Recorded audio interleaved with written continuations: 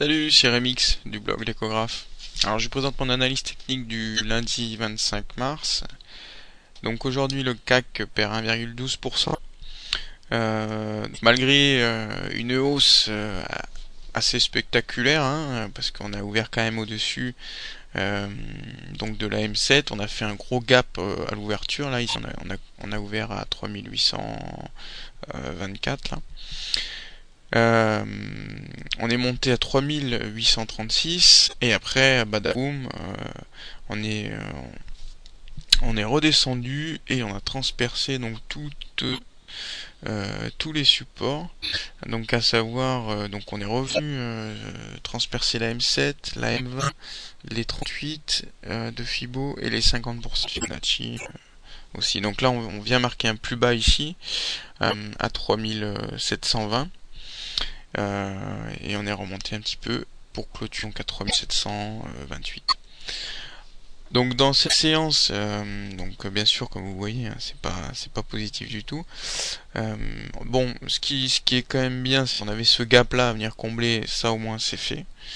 Donc ça on peut l'enlever.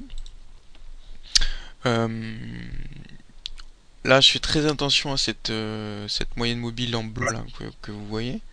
Donc cette moyenne mobile, bon, à part ici, là, vous voyez, c'est un faux signal, mais si c'est transpercé, ça donne vraiment un signal baissier, quoi. Mais il faut quand même une confirmation.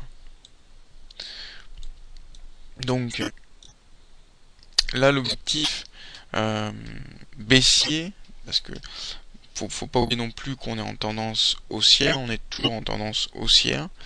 Donc là, je privilégie, je préfère jouer la hausse par exemple. Hein, je pense que c'est juste une phase de consolidation. Là, on a fait une première vague de hausse. Là, on est en train de faire une vague de baisse. Alors, je pense que la vague de baisse peut aller jusqu'à 3700. Ouais, 3000, entre 3690 et 3700 ici. Donc toucher ce YASK là de long terme là qui pourra faire office de support. Et puis on a les 61 de Fibo. Donc là vraiment, moi je serais haussier hein, si on tape ces niveaux là.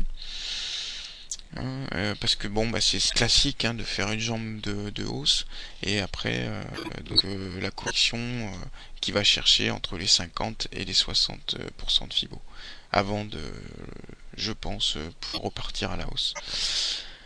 Voilà, donc du côté des indicateurs, alors les volumes sont assez étoffés hein, on a dépassé les 3 milliards sur la journée.